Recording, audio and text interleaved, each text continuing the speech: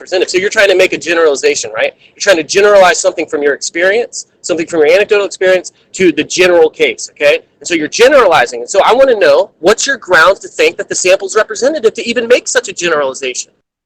Oh, wait, well, you don't have it?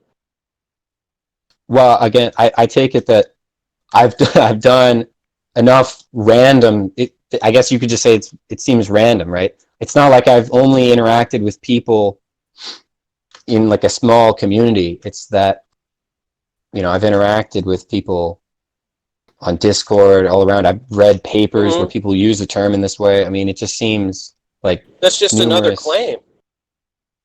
So shame on another claim. Sorry, it's a claim that I've read papers? No, it's a claim that you think that the sample is representative. And I'm just saying, that's just another claim. Yeah, you did. You talked to a lot of people from a lot of different areas. You've read blah, blah, blah, blah, That's not identical to saying the sample is representative. And I agree that it's going to be some vague appeal to you having a representative sample. What did someone just ask me? Well, I just wanted to ask you, do you believe that anything has intrinsic moral value? Wait, don't change the topic. Like, let him grill Toffee some more. That was more entertaining. No, dude, anyone could grill Toffee on this. Because maybe Toffee's just having a bad day. Did you claim that it wasn't an empirical claim because it's an anecdote? No, he said that he's justified in asserting that because of his anecdotal experience, and he thinks he has knowledge and it's justified. And then I asked him about... Yeah, I think I have knowledge of the meaning of terms through experience. No, that's not what the question was. The question... No, that wasn't the question. Now see how dishonest you are?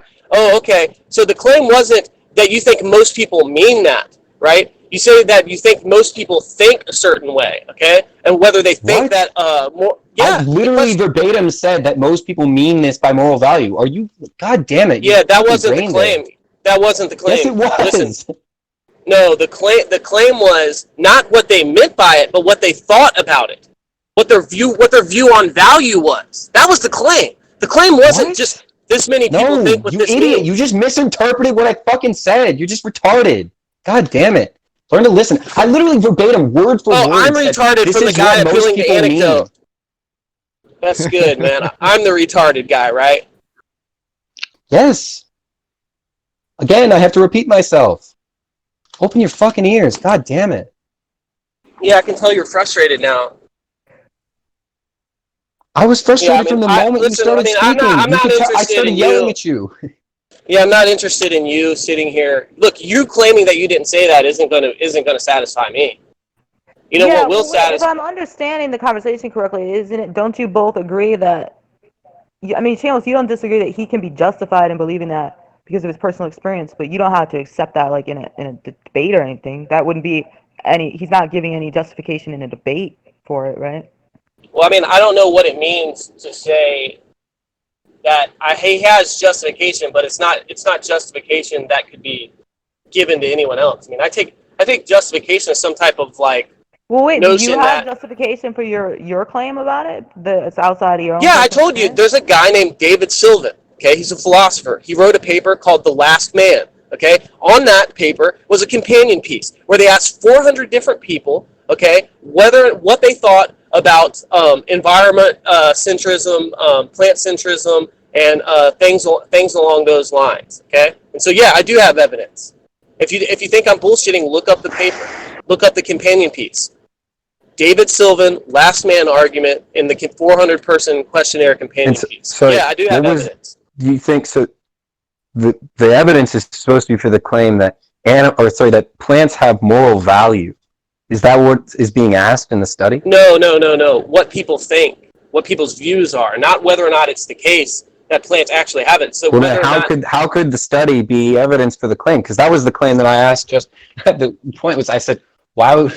Nobody thinks that plants have moral value. Yeah, because I asked you why you think that, and you said most people think that. And then I questioned you on that empirical claim, not on the previous claim. So you can't even follow the argument, right? You responded, the reason why you think that is because most people don't think that. And then I said, what's the reason to think that most people don't think that? And then you appealed to your anecdotal experience. God, you can't even follow the conversation. Again, this is just ridiculous. I didn't say that I believed that plants don't have moral value because most people don't believe it. I said, you're saying something crazy. Most people don't believe that. And then I said, Okay, obviously. why do you believe it? false. Why do you believe it then? Why? I don't know why. When I asked you why you believe it, that you immediately rambled into most people think so. Okay, why do you believe it then? Look, I'll be charitable. Well, Explain to me why you believe it. You just I take do, it that- right? It's just your intuition, right? You're not gonna have any substantive fucking claim to put on the table to prove that your view, right? You're just gonna appeal to some bullshit. Would you Go rather ahead. Why do debate you with believe? yourself? I'd rather debate with your mom. Fuck. Anyway, I was going to say that I think that things have moral value just in case they're persons, and I don't think plants are persons. So you think that people have intrinsic moral value? Yeah. Okay.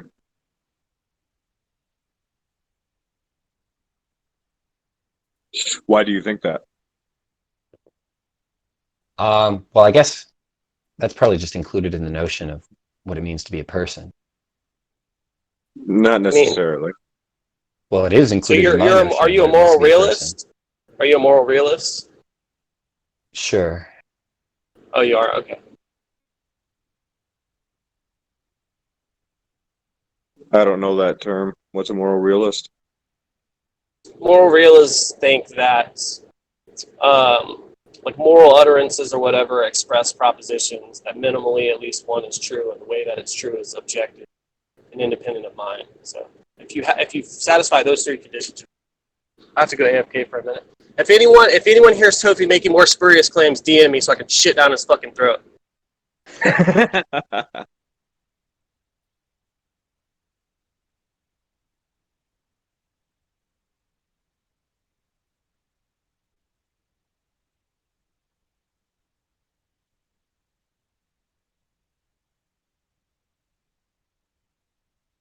Jack, is this why you get on Discord? To listen to things like this? I would say It wasn't Shameless is really wrong because everyone knows it. substantive. It wasn't really substantive. Well, but I mean, but that's still why, I mean, it's still amusing, right? Yeah, it was amusing, but it would have been more interesting if there had been like an issue of substance being disputed. True. It was just odd to me, though, that he said that because it would be wrong, it seemed like he was inferring at the beginning that because it would be wrong to like chop down a rainforest, that means that, you know, like trees have moral value, but that just doesn't follow.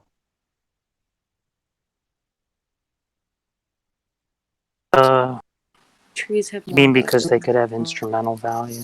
Do you mean something like that? Right.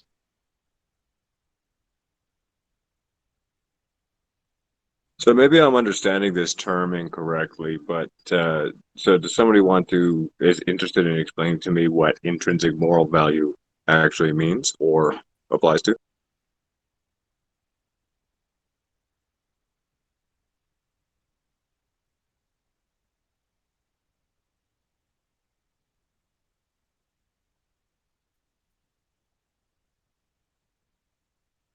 It's going to be a hard no, apparently.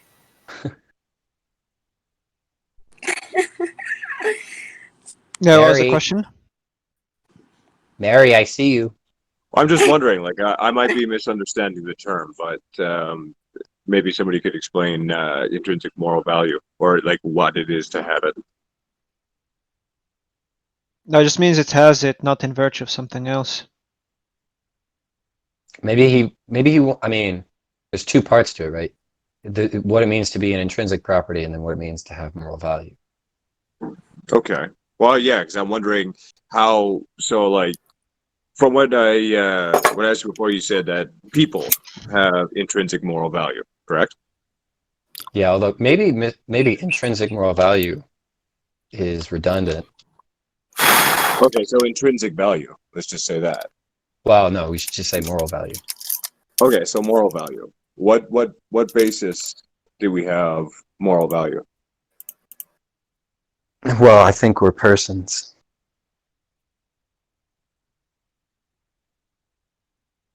corporations are persons, Tofi. Corporations are persons. Yeah. They have personhood. And money is speech. Well, I mean, defined by law, yeah, corporations have personhood. So Yeah, that's funny. Wait, have you never heard that before? I have, but I mean, it's funny. yeah, that's why corporations are extended the same rights as people generally, or at least some of them. It's almost as if we wouldn't just be talking past each other when using the word persons, because it's like two different senses. I think the best way to think about what intrinsic value is versus like extrinsic is the thing is valuable in and of itself, and the thing that's extrinsically valuable is usually valuable in achieving some other good. And so that's kind of where my question is coming from, is what is the basis for people have intrinsic value? Like what is the moral value of a person? Yeah, Tofi, why is personhood required for moral value? Because that's just what it means. Personhood. According to who? Well, according to me, that's just how I understand the term of person. Right? It just includes. Okay, so moral value. So let's get away with personhood then. Let's throw that out. I mean, think about if you justified anything, whatever way that he's trying to do it. I don't understand. Think about if you just were asked why do you believe something, and you just say that's what it means to me. I mean, like if do you really think that's what anyone's asking you in these type of discussions? I mean, if I'm he not just really sure defines what they're it- asking me to justify. If he just I'm defines asking, it that I'm way. asking what basis. Oh I think my he God. defines it people that have way, moral though. value. And when we talk about a person, we're just talking about some sort of like beliefs that you use, like identifiable beliefs or identity beliefs, right?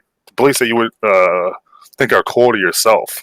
No, That doesn't Jovan. entail some sort of value, though. He's saying according to him, it's in the definition of person that it has I don't think moral that's value. true. You don't think that's what he's saying? Begging the question, I though? don't think that's true. I don't think that he actually believes it or that he holds to that. Like, if we were to cash out what he means by person, I don't think it's going to hold some sort. Well, I don't think intrinsic value is going to be an entailment But that's or a not- specific definition. moral of it. That's That's what he not just said. mutual. Hold on, that's not mutually exclusive with what I said, though. That if we cash out what he's saying, it's not going to No. include intrinsic value. If I said he said that's in the definition of being a person that it has moral value, that's going to be compatible that if we then carry out a conceptual analysis, it's going to come out that it doesn't have moral value. No, I already said it. So Yeah, I it's agree not- that he said it. Yeah. Right? I agree that he said it. That's okay. not my dispute, though. Oh, okay. I'm Then you're saying not that he doesn't disputing with actually. me. No, I'm not disagreeing with you on that statement. No. God damn it, my internet. Wait, what are you saying? What? Hello? What do you take a person to be? Well, there are probably a few properties that are disputable, but we could just say minimally for the conversation that it's this sort of thing that has moral value.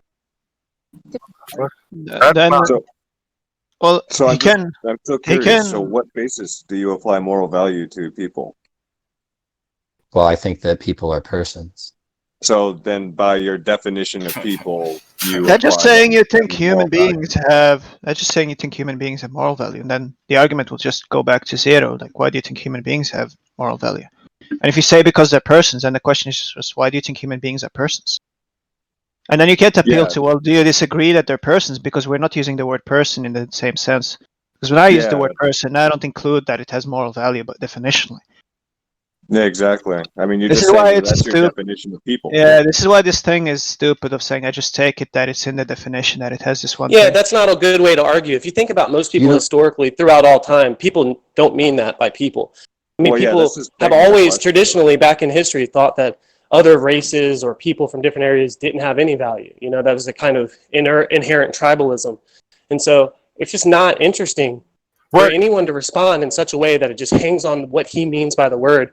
And then when you probe into it, it just becomes some just type of definition or semantic convention. It's just sad. So I want to get back to the root of this. If we have the facts that they're a person, we can still ask the question: does that person have moral value? Yeah, so that's why I'm trying Well, to look at not it if like person contains. If person Yeah, that's contains gonna be a close concept. question if you're using it in his sense. If you're using his sense, but the point is that most people don't use it in his sense. So his sense seems to I'm be not sure that's true. I don't know where this idea is that people normally like. I guess we're conflating maybe between like some colloquial usage of person and some rigorous notion. But yeah, so that's what I I'm take it saying. that Is most so people by you're person appealing to the do definition. include that it has moral value. So what so yeah, but you're appealing to your definition or the definition. So what makes you think that people have moral value? If the Other question than is that just why, if the question is just why I think that humans, or at least most humans, are persons, then no. The that's question going is to, why do you believe humans have moral value? well, but then it's just going to go back to because I think they're persons. But if you ask, Yes, but you that's want to ask why I think they're persons, and I wouldn't say, maybe I'd say all, but at least most humans, it would just come down to some sort of intuition. Wait, you And have an that is intuition what, like, literally what Seamus said like an hour ago. He's just gonna fall back on some bullshit intuition or something like that. well, I'm yeah, not sure how that's bullshit. You're basically falling back on the definition. you have a wait, Why but you're do saying you that you have an believe- intuition that they're just morally intrinsic. Yeah, That they're what? Morally intrinsic. That they what's have morally? intrinsic value. First of all, what is? That humans are morally intrinsic. I don't know what that means. So That that they they have intrinsic intrinsic value. moral value. Oh, it's bullshit because I don't see how intuitions justify anything. It doesn't. Well, no. So, Christians, what I'm asking you That's why is it's bullshit. careful I don't whether even think it's he from his has that definition. intuition in the first place. It seems just I'm just making him know that You don't now. think That I have the intuition that humans have moral value? I don't think you have Well, the your That's a intuition doesn't strange matter. thing. That's a strange thing to dispute. Well, your intuition is just not a justification. It's What's what the I'm argument for wondering is that? Why would that be strange to dispute? If he thinks you're just saving face and just saying some bullshit and saying that Well, it's yeah. No, intuitive to it's you. strange to dispute that I have the intuition that humans have moral value because most people have that intuition. Yeah, that doesn't make it right though. So That's not what we're talking why do about, you though. apply moral Talking value to about people? whether it's strange to dispute. I think that people have the Well, intuition that that would like make it specific strange even if it by was true. persons or humans. I think they mean something different than they have more. Like when they say a human, right? They're talking about like specific intentions and beliefs, right? When you say human, when you say a person, you're just talking about like a moral thing.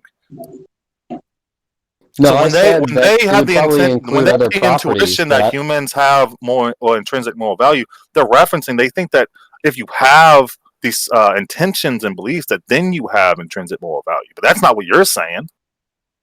wait, that's I said that a person could have other properties that are disputable, but I said for the sake of the conversation, we could just say it's something that is the sort of object that has moral value. But you could think, right, that a person is something that like, let's say, possibly has intentions or beliefs, and you might also think that the sorts of objects that have intentions or beliefs also have moral value. And Well, yeah, but only the objects that have intentions and beliefs have animals moral as value. persons, right? Do you think it's the case that you can have beliefs or intentions and not have moral value? Probably not. What do you mean, probably not? What's the argument for that? Or is it just an intuition? I would it's an intuition, but Nah. why do you think intuition's not a justifier? You think you don't think it's an epistemic justifier? Yeah. You think it yeah, raises the probability of the proposition being true? If so, how so? well, Wait, Kofi, are you think that intuitions are justifications? yeah, that's actually not an uncommon view. I'm not sure why you have this like incredulity about Do that. you look at intuitions as like kinds of perceptions? Well, I think Tofi's trolling. I'm not trolling, and no, I'm actually legitimately confused as to why there's this incredulity Wait, about intuition. let him answer I'm Danny's question. Hold on. Let him answer Danny's question. I don't understand Danny's question. Well, like the idea is that do you perceive value when you are confronted with an agent? You mean by perceive? You No, mean it in that's the not- same way that I like perceive like sight, like what, like some sort of like I mean sense that there's perception. something in the external world, right, that makes a demand on you.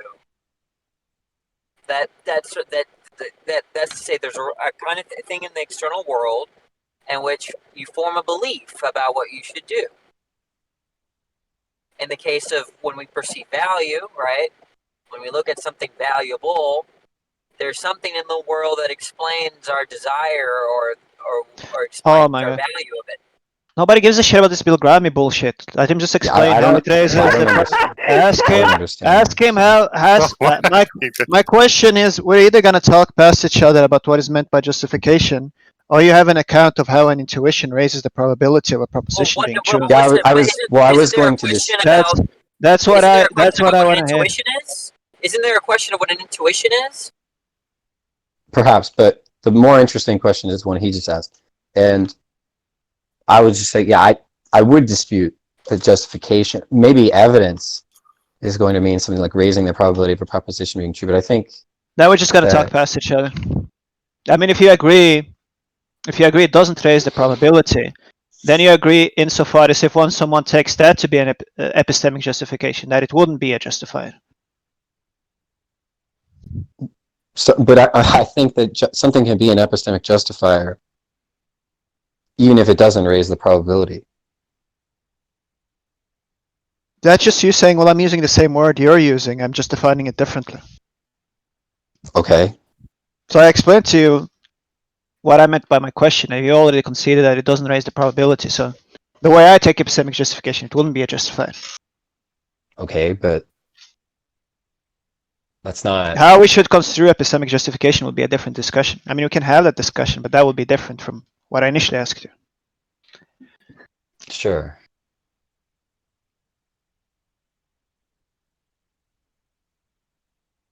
Because I believe there are irrational things that you can believe things on, like pragmatic reasons. There can be pragmatic justifiers or something like that. I'm not saying that you can only believe things on the basis that they raise the probability.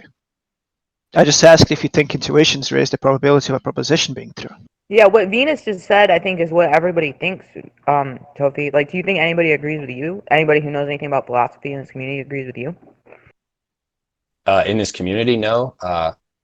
The But majority of wait, why were philosophers you do. acting surprised that I was surprised then, if you don't think Because anyone... there's a kind of bizarre, like it seems like people might think because like certain people in here, don't think intuitions are justifiers. That's like a common view, but there are plenty of people in philosophy that think intuitions are justifiers. But you don't think intuitions are justifiers in the way we're using justifier? Not in the way you're using it, but in the way that I'm using it. So I'm not sure how that's relevant, but Right. When I say the moon is flat, I'm just using flat to mean round. So you agree that the moon is flat, right? But that they're yeah. I don't know. Is that supposed to be like a response to No, I my actually use agree. of the I think I agree with term? what Danny was saying. The line. I don't know if this is what you were going to say, Danny, but I think Danny was going to say something along the lines of when you have a perception or not, you just you gain the belief, but there's no justification there. You're not using any inference to make that, or to garner or gain that belief. And if you take an intuition to be a type of perception, then you can't say that an intuition's justified because there's no inference, so you're just gaining the belief. Yeah, I don't think what's wrong. I think this is helpful. I think the idea is that like there's something about agency in which causes you to have a belief about value in it. Well, I don't know if I would say that. I don't know if I'm. I mean, the next move, The obviously, for him to play. The next move for him to obviously play is to deny that you need to have inferences in order for it to be a justifier. That's not the next move. That just follows straightforwardly from there being intuitions. What are you talking about? I'm not.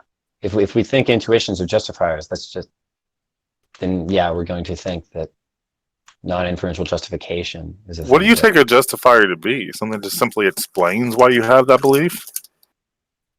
No, although I don't know if I could explain I don't know if I could explain some general principle of what a justifier is. And why are This you using the isn't. word justifier? You think that for any word that you use, you have to be able to have some sort of like general rule, some sort I of think general that if you inclusion. use a word, you should know what you mean by that word. Wait, but by that word, like I can What's say going on? that. Or at least the utterance. You should at least have some correspondence to the utterance.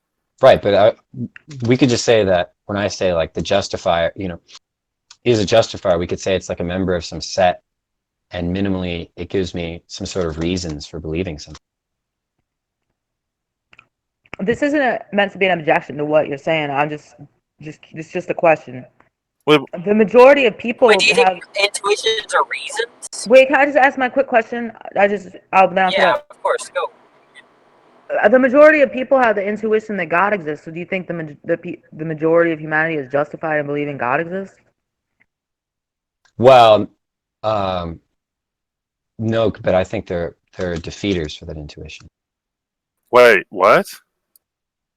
But the intuition in of itself is a justifier. So whether or Well, not there's he's right about that. Like, it can be. I think it If can you be have irrational defeaters, to right, believe. you might say that the justification is, or that the intuition is some justification, but if you're asking whether they are justified full stop, then that's going to have to involve, some total of justifiers. This is just PC then. You're just saying you affirm phenomenal conservatism or something at this point.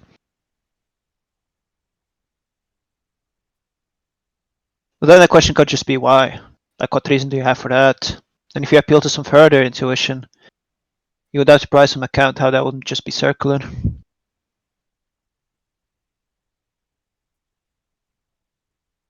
Okay.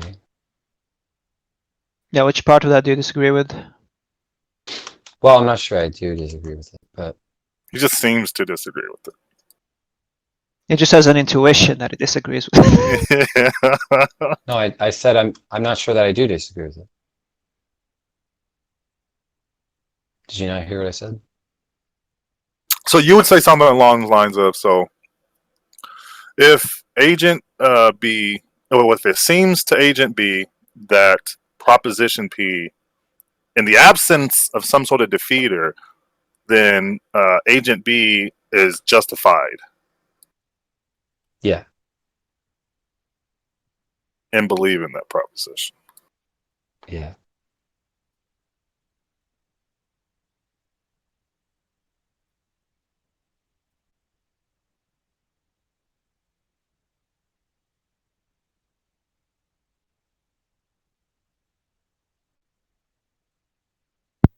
What role Yeah, I mean, do intuitions play in justifying your defeaters?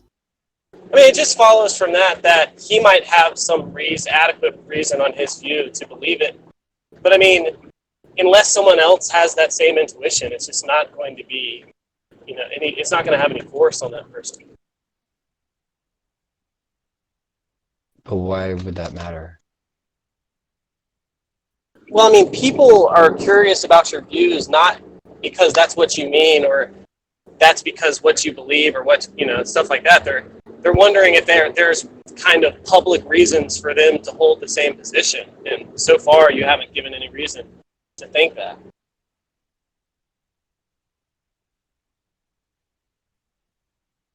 Okay. What exactly is the belief that they're wanting reasons for? Say that again? What is the belief that they're wanting reasons for?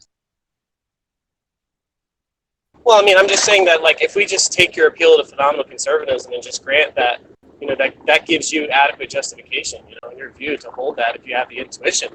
I mean, you must admit, right, that unless someone has the same intuition, then, if they don't, it's not going to be, you're not going to have any they're not going to have any reason to hold to it. Like, your intuition isn't going to be, I understand isn't that. going to be convincing of them or, yeah. What So I we're was just asking is, what was the claim that they wanted me to justify for them? I don't know. I guess it was the claim that people have intrinsic moral value or something. Was that what it was? Maybe. Okay, but well. Yeah, I'm not sure I could give any sort of argument for that. But I take Yeah, I mean, I'm not sure you could give any sort of argument for almost anything that you didn't suck out of Jack's dick. But besides that, let's put that to the Jack, side. wait, Jack never said some shit like that. He didn't get. He's not Yeah, getting this from Jack. I'm a little confused because No, I'm saying I'm sure he What- could give some argument that what- he could regurgitate from hearing Jack say it or something like that, or the crew or whatever, the cult. You know, and so I'm certain that you could. What arguments do I adhere to in that Jack does? Like, what have I stolen from Jack? Like, I'm not ever. Yeah, Like, what are you actually, talking about? Chamos, Tofi and Venus stand up to Jack against about the Belgrami shit. Yeah, Or but I don't mean, know if like, they stand up, but they're it's not like just saying buying they it. disagree. I mean, Venus can agree on disagree on some type of rational grounds or something. Tofi, I don't think he's capable. I don't, you know. What do you think is the reason for my incapability? I don't think you really give a fuck that much. I think you're just here to be in the cult, but you don't want to drink the Kool-Aid. So it's cool, man. There's a few of those lingering about.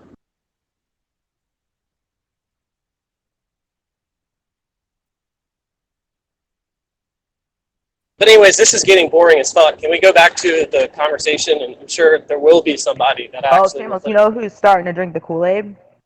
That wants to get in a cult and drink the Kool-Aid? They actually want to drink the Kool-Aid, but they tried taking a sip and they still didn't like swallow it all the way. Is Jovan about the Belgrami free will stuff? So I was like, Jovan, do you realize after he was like started to be really persuaded and like was talking like he had the view? I said, Jovan, do you know that they believe that if I bash you over the head so to me in some way and make you believe that you're capable of jumping over the moon, and then you try to jump over the moon and fail jumping over the moon, then you're blameworthy for having failed jump over the No, moon. that's not a full. That is what I said. And Jovan was he was in such disbelief. He wouldn't even believe me that was their view. And then Josh came in a few minutes later and said, that's just trivially true. Well, no, he would be blameworthy if he accept correction.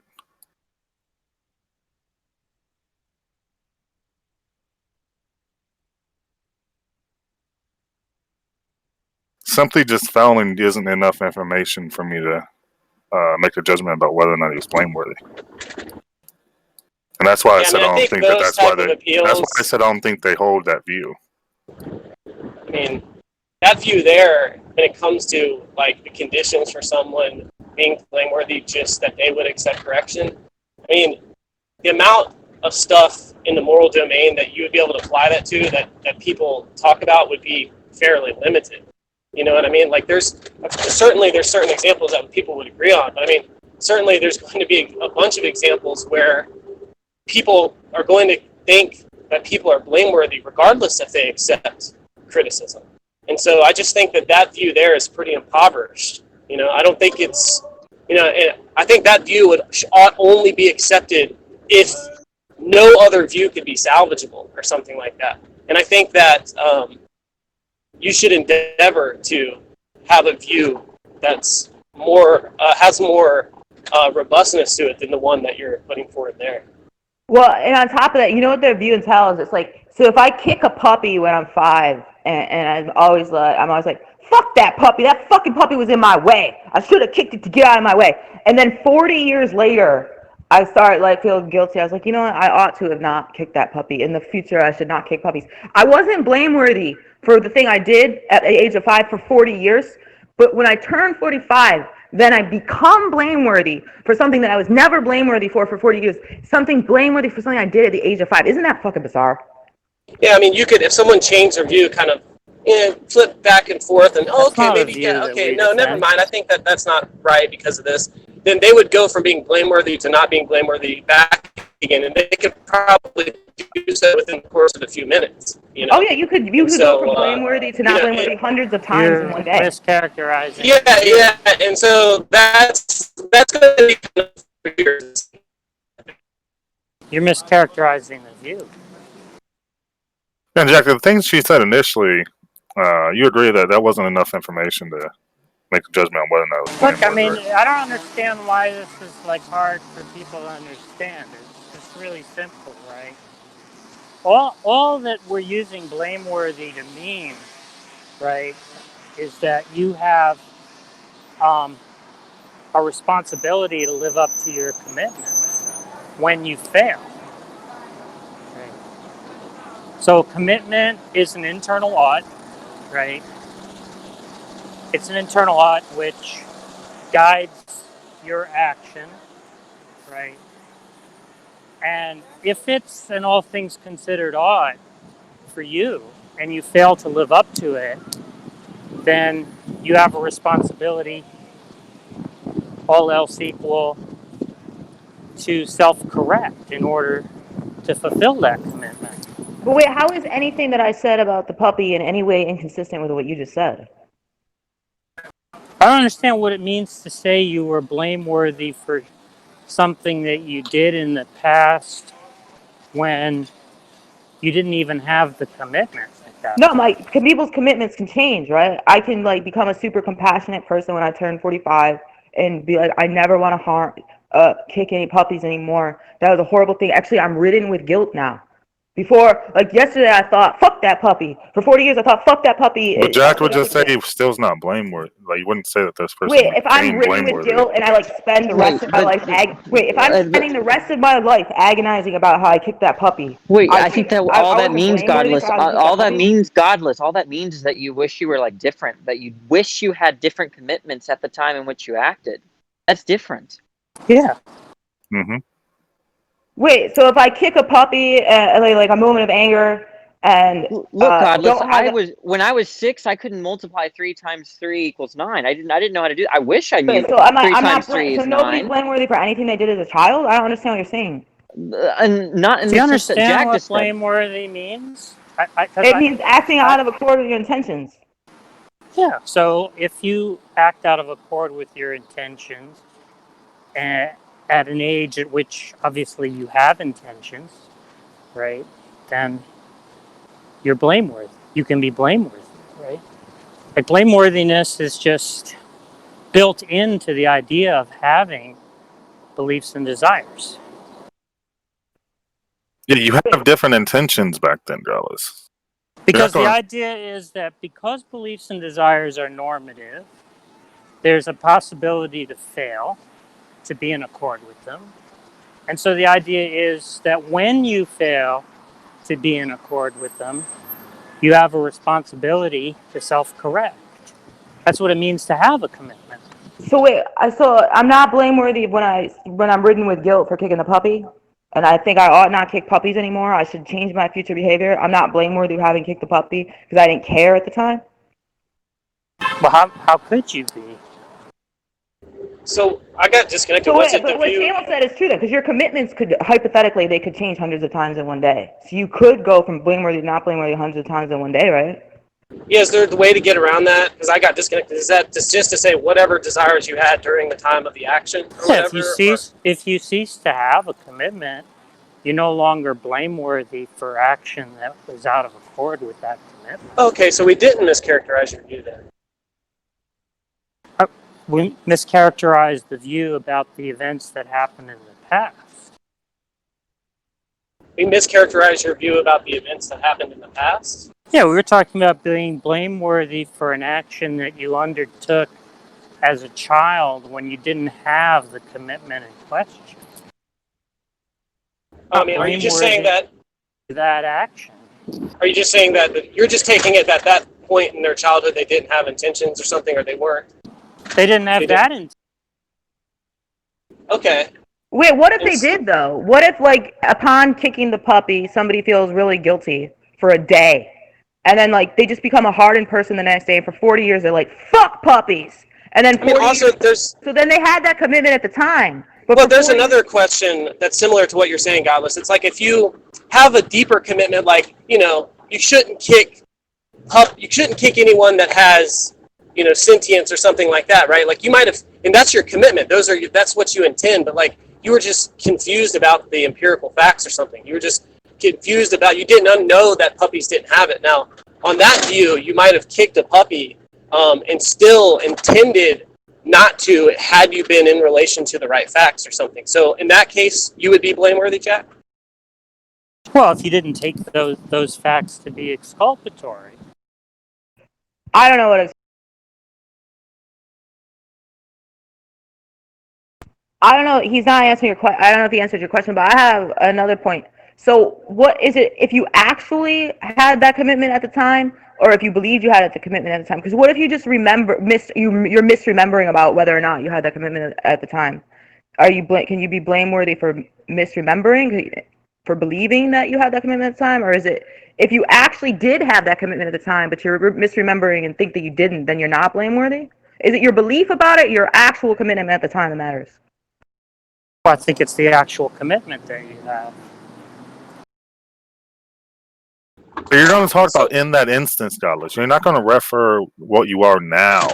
You're going to just talk about in that instance whether or not you were blameworthy or praiseworthy. Okay, is that right, Jack? Wait, That the way that you get around that? To accept correction, though.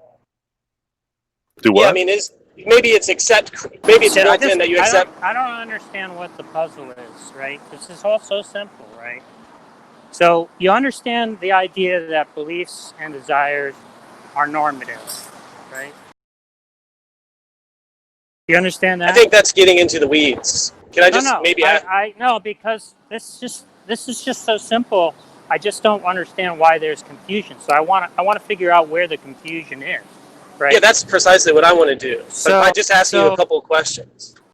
Wait. Sorry, I just want to get to the bottom of this. Godless, you understand the idea that beliefs and desires are normative? Godless? You understand that idea?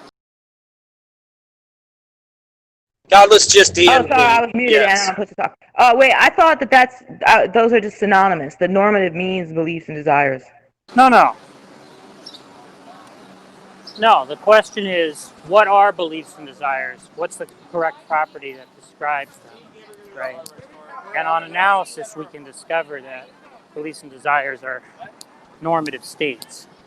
Normative states are states. That means that they're commitments, they're internal oughts, they're the kinds of states that have an internal standard built into them that one can be in or out of accord with.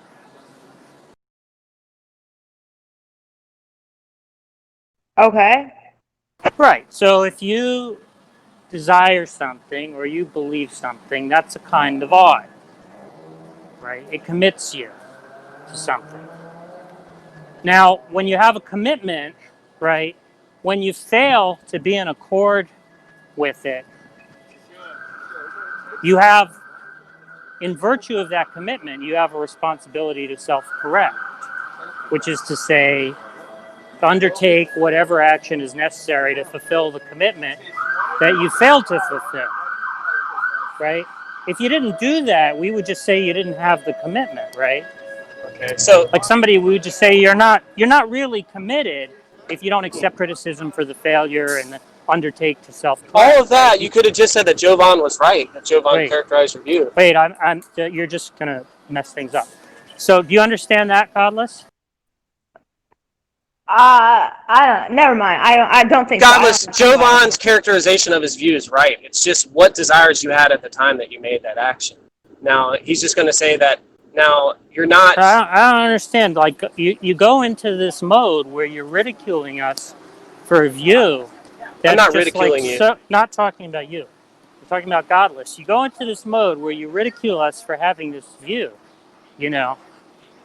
and the view is just so simple and straightforward. I don't understand what it is that you're ridiculing. It's like, well, how is what I'm saying about a commitment in any way out of accord with the ordinary notion, right? When you have a commitment, that just means you have a responsibility to fulfill it when you fail, all else equal. Otherwise, we would just say you don't really have the commitment to do that thing. But how is that? So is what I said about being able to go from blameworthy to not blameworthy? Wait, but forget about all the other stuff because I just want to clear this ground, right? So you understand what it is to have a commitment then, right? It's exactly what I said, right? That you have an internal responsibility, right? You have an internal ought, which comes with the commitment. That's what it is to have a commitment. A commitment is something of the form that when I fail to fulfill it, I have a responsibility to self-correct in light of that failure and accept criticism for failure, right? Yeah, but the backwards looking blameworthiness for like past actions is what I don't understand. Yeah, but forget about all of that, right? We need to get clear on this part. Well, I agree that people have internal commitments. Yeah. Yeah, okay. And so you understand that what it is to have a commitment is to have an internal ought, to self-correct in light of failure.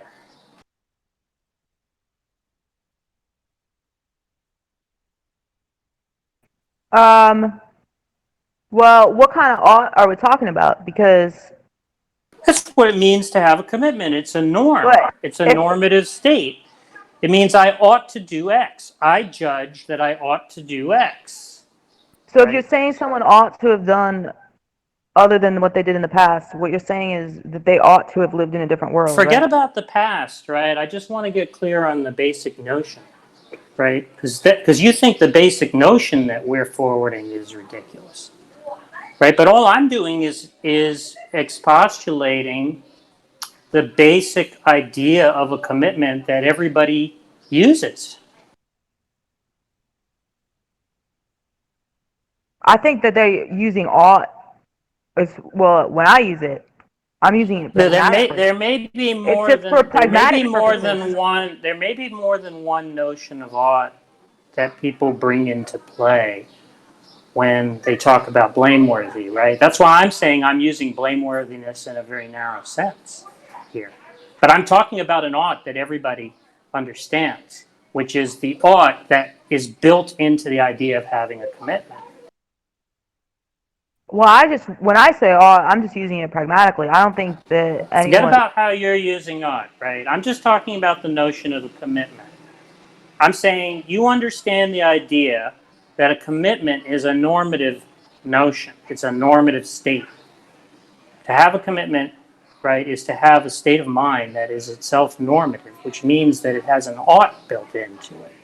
It means you can fail to live up to it or you can succeed, right? But when you fail because you ought to do it by your own lights, you ought to self-correct as long as you have the commitment. As long as you have the commitment, you ought to self-correct. You ought by your own lights.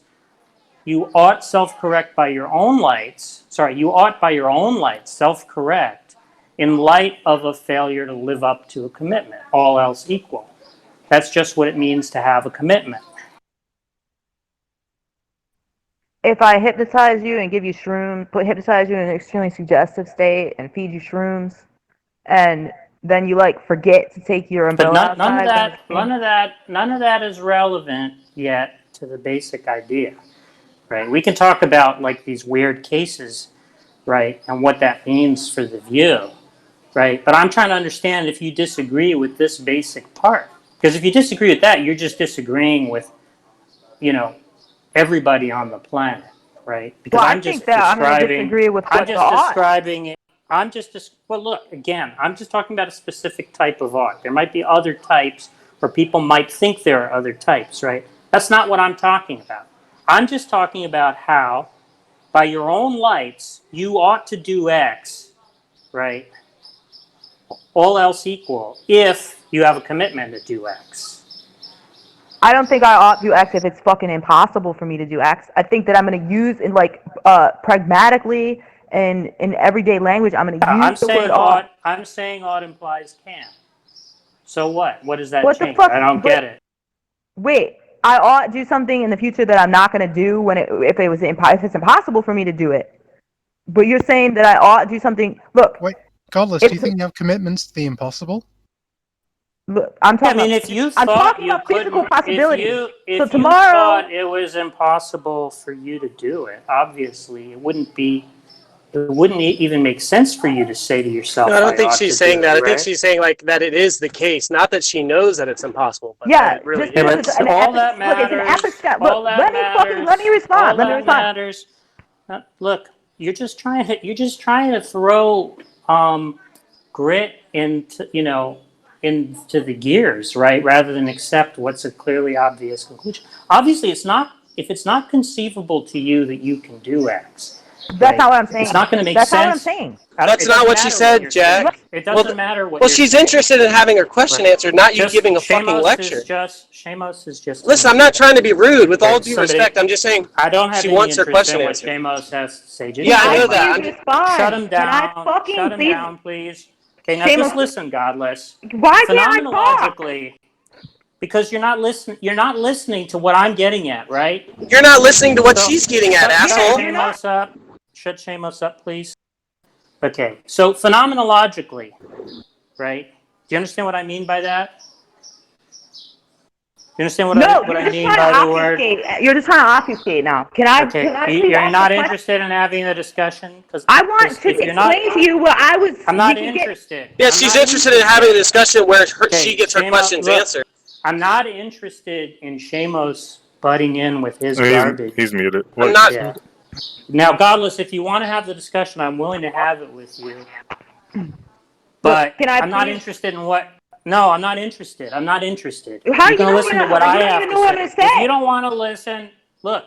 If you don't want to listen, that's fine. We don't have to have the discussion. But I'm not interested in you bringing up these bizarre cases until we've settled, right, the basic idea that we're talking about. Because you have a lot of resistance, right? That's all that you're doing. I'm trying to understand the ought thing. Okay, so just listen. Let me ask a clarifying question. No. We'll get to your questions Guys, later. can everyone acknowledge how this sounds like Kermit the Frog? Every question you've had so far, has just been garbage. Okay, look, so I'm not interested in playing that game. I'm going to ask a clarifying question. I promise. It's not meant to be an objection. I'm just asking a clarifying question. So when you say ought, I agree that if like tomorrow I don't want to get wet in the rain and I forget to take out my umbrella, like tomorrow it's an epistemic possibility. Yeah, right? that's what we're talking about right now. Epistemic possibility. So you don't even fucking let me ask my clarifying question. You won't even like let me get it out. Go ahead. So is it all you're saying is an epistemic possibility? But if it is the case that tomorrow I am going to forget to take my umbrella outside, it's a physical impossibility. You're just saying that you ought to do it because it's an epistemic possibility? Yeah. By your lights, right, you ought to do X. Now, whatever explains why you fail to do X, right? If it's still in your judgment possible for you to do X, right? Then by your lights, you ought to self-correct. You ought to undertake the action required, which is what to self-correct is. You ought to undertake the action required to fulfill the commitment. That's what it is to have a commitment.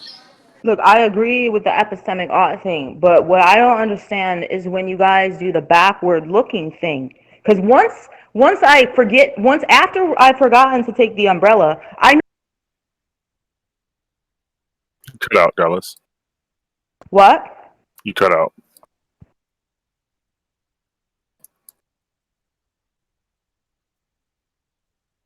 Why'd you mute Shamos?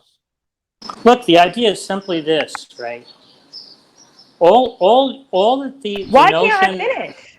I didn't. You had stopped talking. You stopped talking. Oh, I'm cutting out? Can you guys hear me? Yeah. Look, can you hear me? Yes, now. Look, I don't understand the backwards looking thing, because after I forget to take the umbrella, I no longer believe that it was an epistemic possibility for me to take the umbrella. I now believe that it was impossible. So I'm not going to call myself blameworthy. So I guess because I believe that it was physically impossible for me to do anything that I did other than what I did in the past, then according to you, I'm not blameworthy for anything, because I'm not willing to accept any kind of correction like that, because I don't think that it was possible. Right? Is that correct? That's a clarifying question. Well, is that correct? if you think that there's something that you ought to have done that you didn't do, that you ought to do now, in light of your failure to have done it before, then you would be judging yourself blameworthy.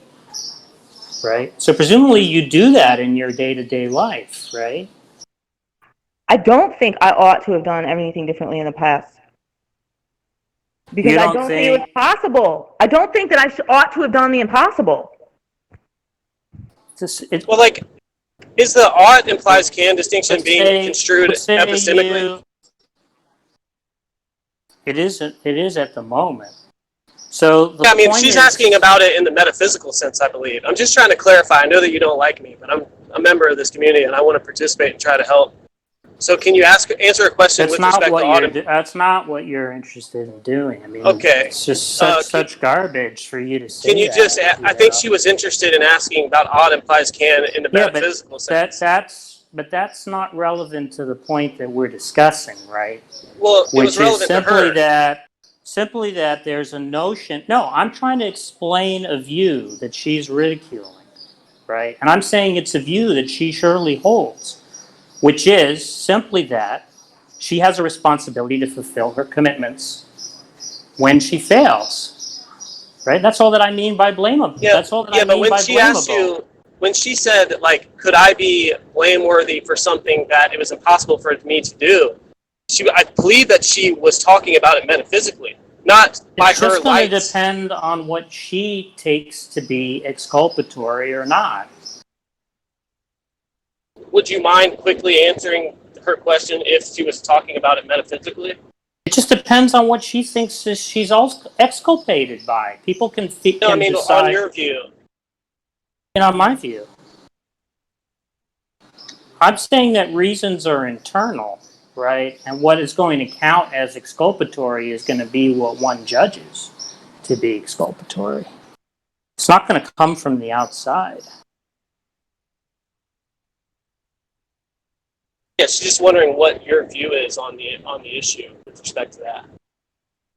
I mean, I'm not her, so I wouldn't have a view on it.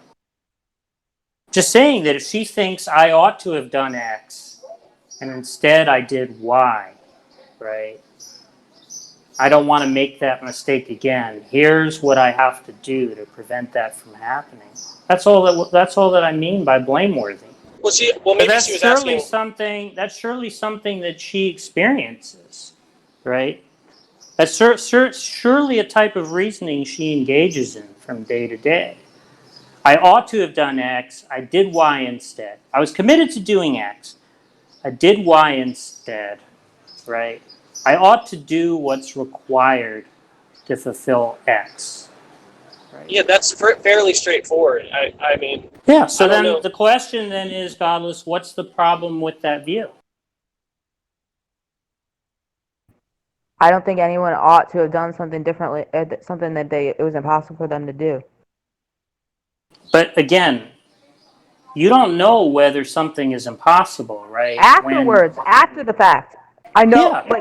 Yeah, afterwards, backwards looking, I do think it's not even an epistemic possibility. You're just saying that those conditions are exculpatory.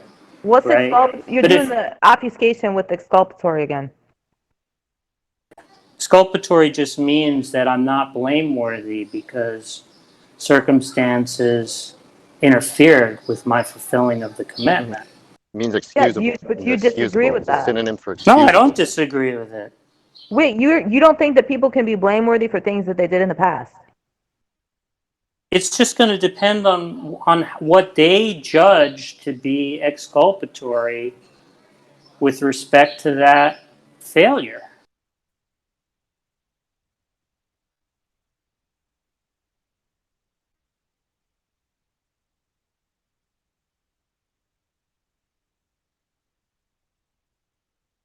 Wait, but under the definition, I don't know. I still don't. I don't remember what exculpatory means. So I didn't understand. What it just means excusable.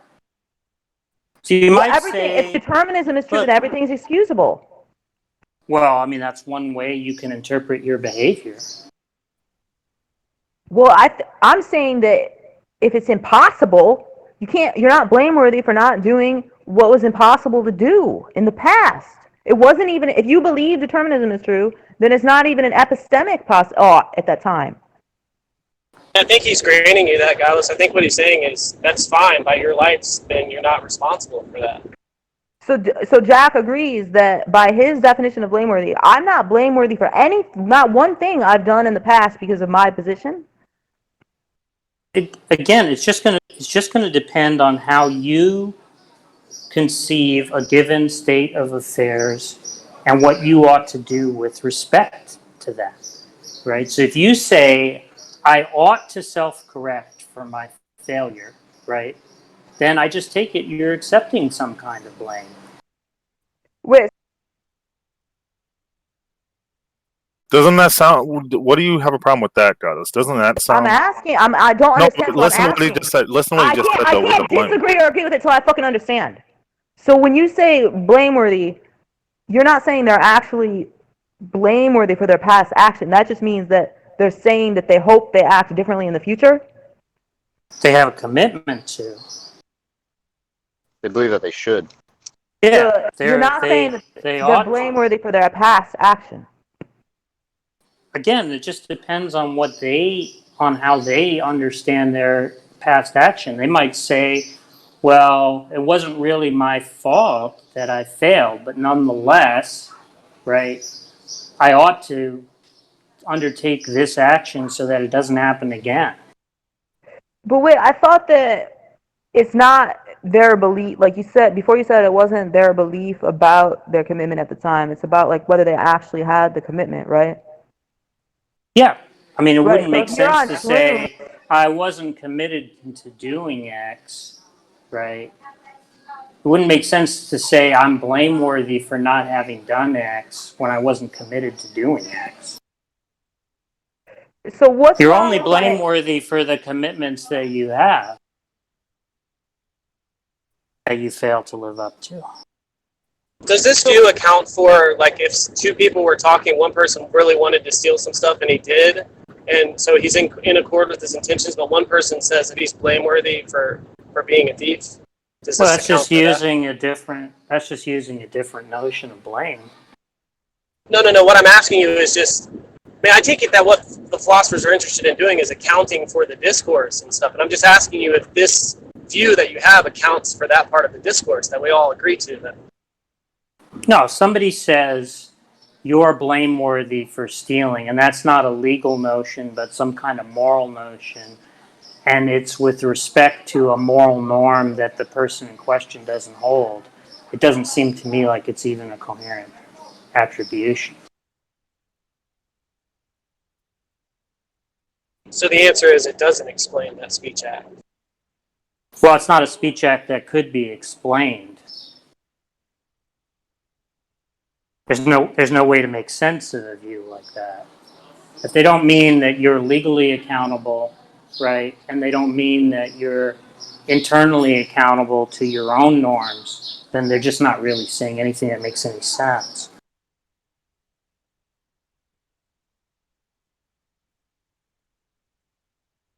Right, because you're not going to accept. You don't think that categorical norms are coherent, or that.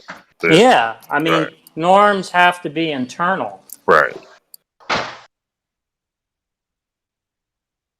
mean, at least in some sense, right? I mean, there's, obviously there's going to be complexities, but there has to be some way it links up into your motivations. Right, to some sort of goal. To your motivations.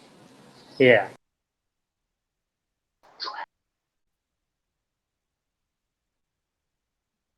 So I just don't see what there is to ridicule about the view. That's got to be a view very close to Godless's, because it doesn't buy into all the other garbage about ultimate responsibility and blame in the robust sense. And, it's merely acknowledging that there are normative states of mind, right? I mean, it's a very small minority of people who are going to give up on that, right? So-called eliminativists. One of the biggest things is that I don't understand how you say you're not changing the subject when it comes to free will. You're not coming along on top of the compatibilists and changing the subject again, because you claim that you're talking about the same thing they are. I don't understand how you think that. I'm not really sure anything really that important turns on that.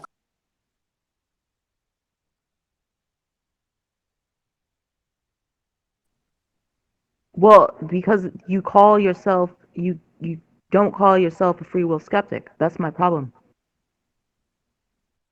That just sounds like a semantic dispute. What's your problem with the Wait, way he's using free yeah, will, but Godless? no, if it is just a semantic dispute and you are changing the definition from what free will skeptics, compatibilists, and libertarian free will fucks all define free will as, then you are changing the subject by changing the definition, but you deny that. What's the change in definition? The commonly accepted definition of free will is that let me think, that would be Ability to do morally otherwise. responsible. They would be morally responsible in like some strict sense about if they had the if free will were the case. Huh? They would be like desert, like it entails desert. Free will entails deserve? Desert, moral desert, like punishment. I mean, I think Jack would just say that those same mistakes he was talking about are kind of built into the discourse around free will as well. And so, I mean, he could probably agree that, you know, people, certainly some people, or a good portion of people do mean that by free will. Do you think Jack is a compatibilist, James? Yeah.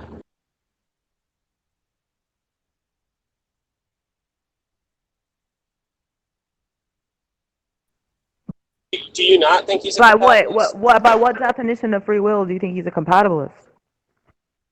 I mean, just that, you know, free will entails the ability to do otherwise, and that ability is a But necessary. he's saying no. He's saying you have free will even if you don't have the ability to do otherwise. No, he doesn't. That's not his view. Jack, you think that Jack's view is you can't be blameworthy if determinism is true? No, I don't think that's Jack's view. But that's not the same as what I just said. I mean, No, I think Jack rejects. Jack, don't you reject the ability to do otherwise when you that's what free will is. That's what free will is. No, some people No, reject. that's not Jack's definition of free will. The ability to do otherwise. That's not Jack's definition. All right, of just free will. ask him then. Just ask him, because I'm kind of curious now. An agent, right? It's not coherent for you to deliberate about. Sorry, what I'm saying is to be an agent, right? It's not coherent for you to deliberate that I ought to do X if by your lights it's not possible to do X. I'm correct that you don't think that free will entails the ability to do otherwise, correct? No, it entails an ability to do otherwise. The question is, how are we supposed to cash out what that means, right? Right. Yeah.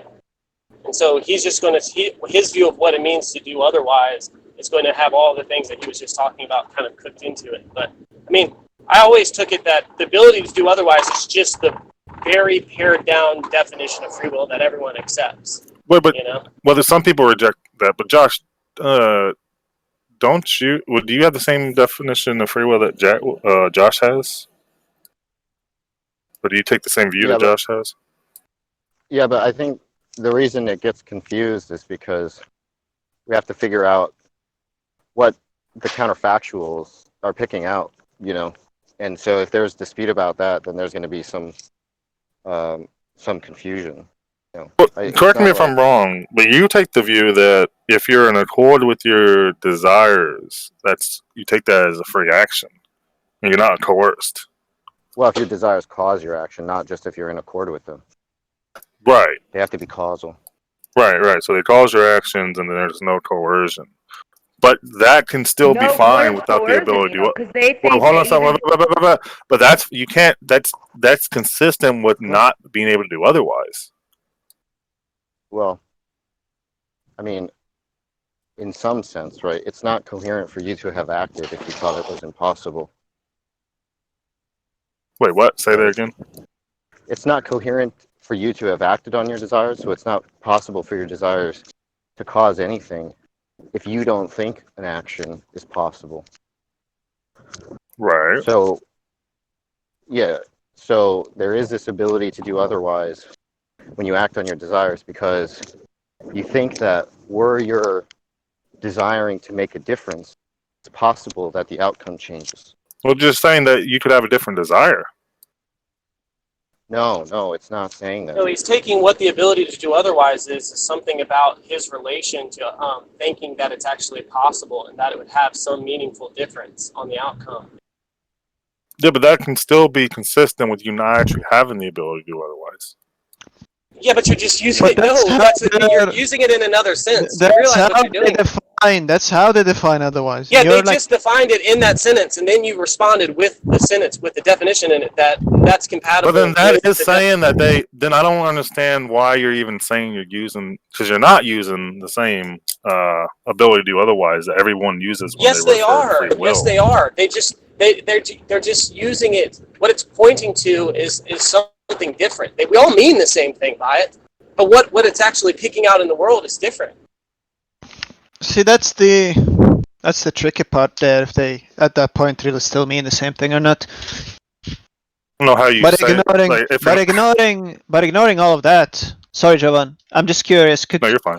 Could someone just present the account of how Jack and Josh cash out doing otherwise, just so like everyone else could like track the conversation?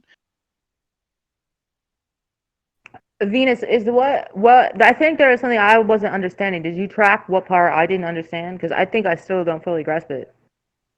I wasn't paying much attention in the beginning, but I just came now, so I'm just curious if someone just could catch me up to date. And just give me the account.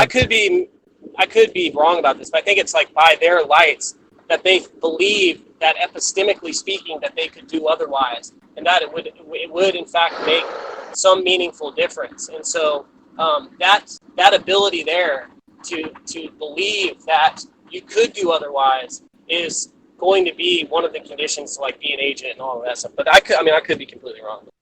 So to do otherwise just means it's epistemically possible to do otherwise. Yeah, I take it. And epistemically possible here just means that out of all the things they know, there's nothing there that contradicts that they could do otherwise, or something like that. Right. Yeah. But it's going to be a little bit more complicated than that, because it's going to have to be the case, I think, that it's not logically impossible for them to do X. So in other words, I don't think the view is consistent with necessitarianism. But they would have to believe that it's not logically possible, right?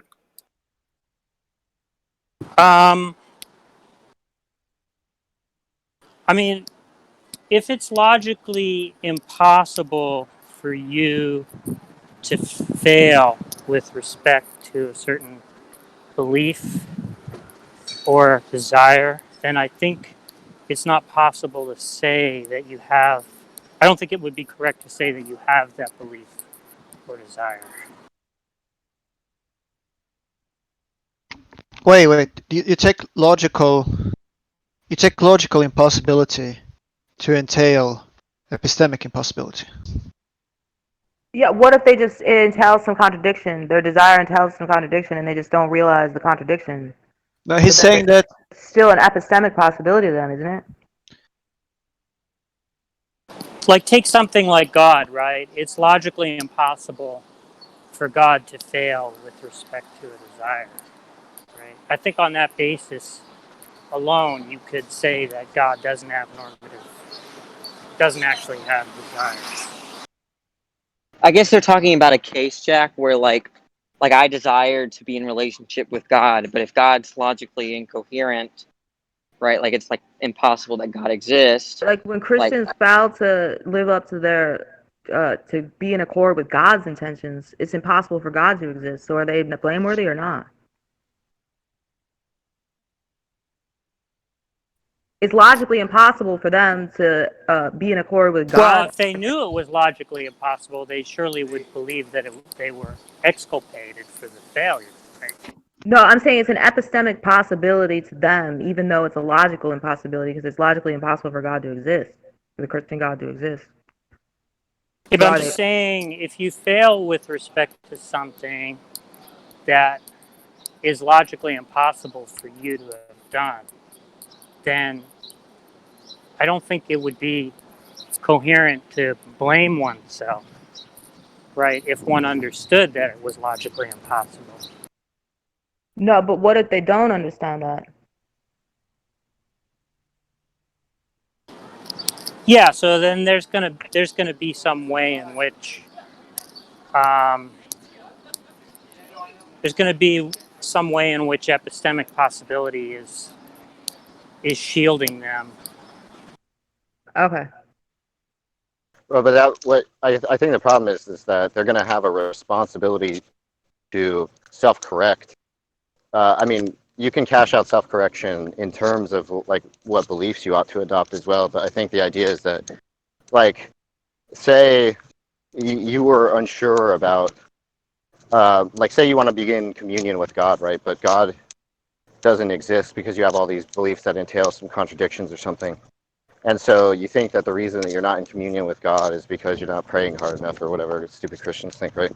So the person, you know, if some other Christian who also held that belief came up to you and said, well, you need to do this, this, and this, that person is responsible, even though what they're trying to do is logically impossible, right? Is to be in communion with God. Yeah, They're still that's right. responsible. Yeah, by their lights, yeah. By their Yeah. lights, they're responsible, yeah. Wait. I think this kind of all missed the point of what I asked. What I'm asking is something like if necessitarianism is true or something, and then is it still epistemically possible for someone? Is it still possible to have? Would blameworthiness not exist then, given this epistemic notion of it? I think that we would, if necessitarianism were true, then I think that entails that normativity is itself a contradiction, and if normativity is a contradiction, then intentionality can't exist. Right. So there would be no No blameworthiness. beliefs. Okay, but would that same entailment also be true for determinism, for like hard determinism, or would that just be for necessitarianism? No, I don't think it's true for hard. No, not hard determinism. Because hard determinism, I think, basically is the view that It's like eliminativism. yeah, it basically is a tantamount to eliminativism because it's basically saying there are no oughts. Right. And if there are no oughts, there are no beliefs, and then there will be no epistemic. Yeah, right, exactly. Okay, gotcha. So it's got to be soft determinism, but not determinism itself. Soft determinism is consistent with it. I think consistent with the view. So in other words, determinism is consistent with the view. Necessitarianism is not. But there are views about what determinism entails that would be opposed to this view. That's what hard determinism is. It's basically a view opposed to this. And is there a difference between what you hold and self-determinism? No, I don't think so. So it's okay, gotcha. Except that I'm not actually committed to there being no randomness, right? I'm just saying there's no inconsistency between determinism and responsibility or whatever, normativity, any of those things, right? So there could be some randomness. I don't take a position on whether like determinism holds or not. I'm just saying that there's no incompatibility between.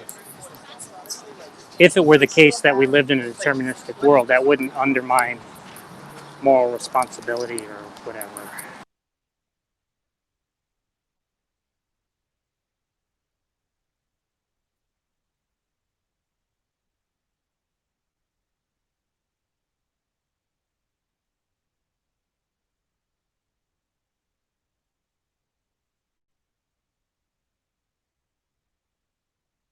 So I think it's all very complicated. I'm very There are a lot. Look, there is.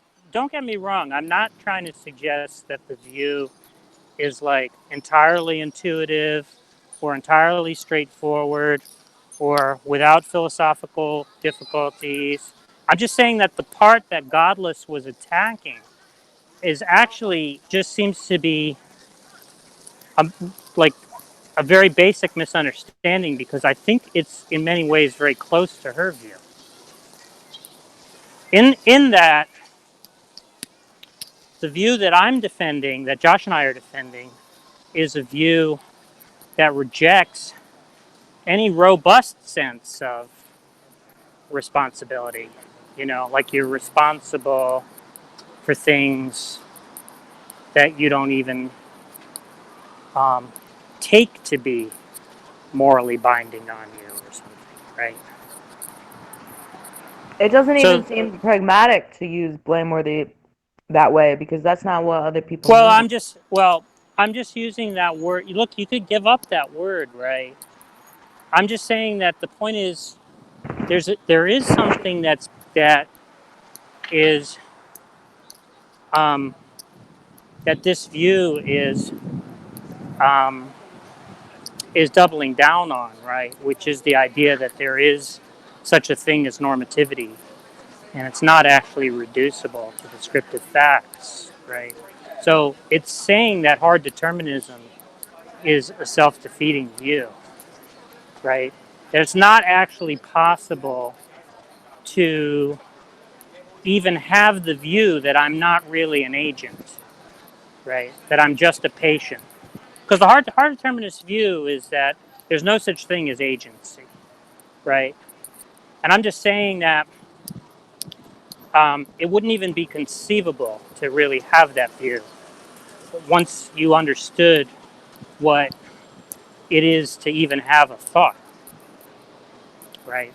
Have a belief of any kind. Because what it is to have a belief is to actually have a type of commitment, and that's a normative notion. And once you have a normative notion, once you have normativity in your as part of your ontological commitments, you've just given up on hard determinism.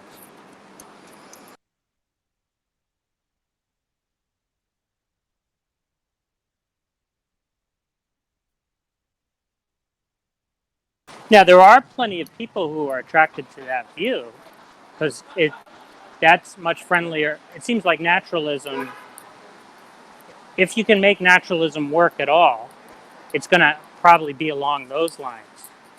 Right? You're just going to end up saying there are no agents, right? That's like a much more plausible version of naturalism. So there's going to be people who want to be naturalists are going to be attracted. Many of them are going to be attracted to that kind of a view.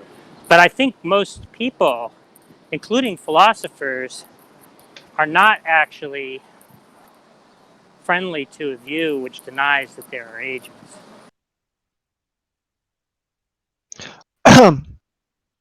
It's it's not self-defeating in the sense that it entails its own negation or something like that. It's Well, I mean, it self-defeating. can't be. Yeah, it can't be affirmed. It can be held, yeah, Yeah, with agency. yeah. Right, exactly. But couldn't an agent? Yeah, it's logically possible that there could be a world that consisted entirely of patients, right? It's just that we could never attribute the belief that we were in that world to any. We could never coherently attribute the belief that we're in that world to any person. I like the idea. Is it because actually attributing that would mean that you wouldn't be in that world? Exactly. That's right. Okay. I like the idea that when someone starts denying agency, it then, you then become responsible for just figuring out how to stop this thing from moving its lips. No, but they're like, Yeah, I've been trying to get you to stop moving your lips for a long time. damn. no, but they're denying a specific notion of agency. Aren't there like other naturalized notions of agency or something that would be compatible with such a view? Because I agree. There are proposals. I just don't. Yeah. I don't really think that. I'm not really sure that they could make sense given things like rule following considerations and so on. No, but all those considerations, all those establishes that normativity is not reducible to anything descriptive or physical. But if they're not taking the Aristotelian view of agency, of some kind of a syllogism with desire belief, but they're taking some other notion that doesn't require beliefs or desire, such a view would be compatible with. Oh, well, I don't know. It's hard for me to understand what that could even mean. But yeah, I mean, because it sounds like they would just be changing the subject. But I don't know. Yeah, I mean, if somebody, maybe somebody, probably there are views like that. If you say you can be an agent without having beliefs and desires as the cause of your actions, yeah, I'm not really sure what they would have in mind if they said that. But I guess somebody could say that. They could say that the notion of agency is like a deeper notion than the belief and desire analysis. So, in other words, we could have a meaningful dispute whether Some sort of like agency. transcendental self view or something like that. Probably something like that. Well, they just want to say that the notion of agent, it's not like a tautology to say that agency entails beliefs and desires. Right. Well, the Like reason I that's was not thinking like some about kind that. of analytic claim. But yeah, the reason I was thinking about that though is because like if you posit like a transcendental self, there is an experiencer apart from any of the experiences you have. That have the same view that there's an agent Oh, apart I from any see. of the I beliefs see. that we Yeah. have. So you're Yeah. saying, right? Okay. Yeah. Yeah. Probably that is a view that people have. Like, probably like, I bet there's like Hindu.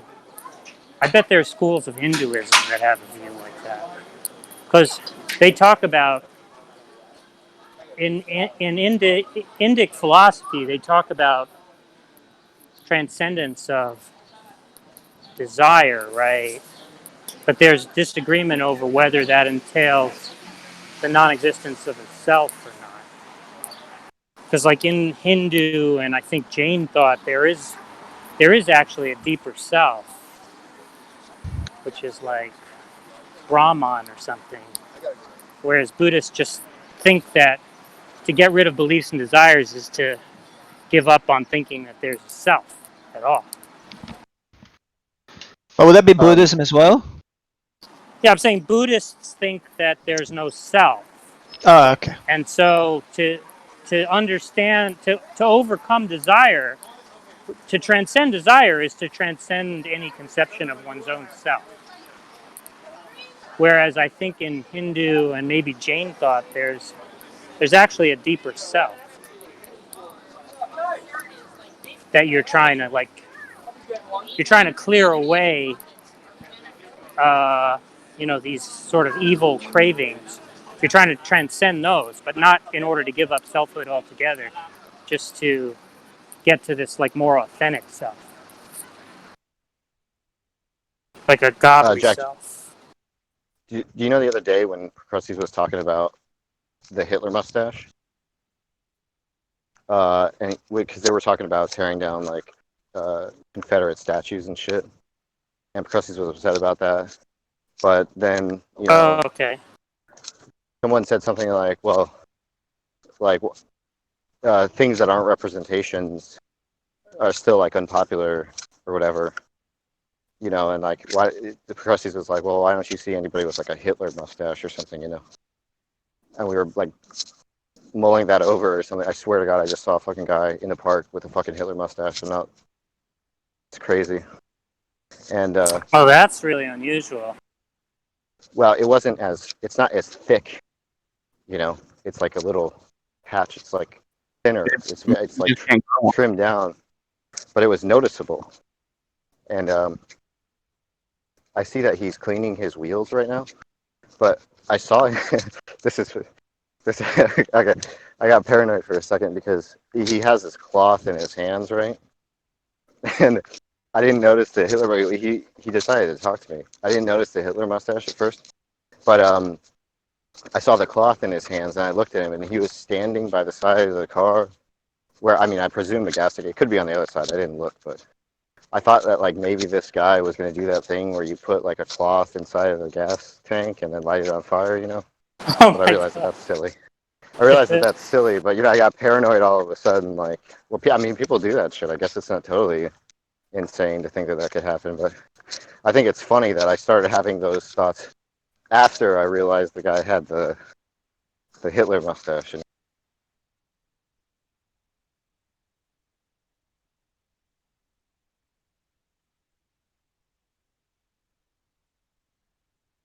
Progressive's paranoia is rubbing off on you. Well, I don't know, man. Like, it seems crazy to like wear facial hair like that. Like, I just totally taken aback by it. You know, I never thought I would see that.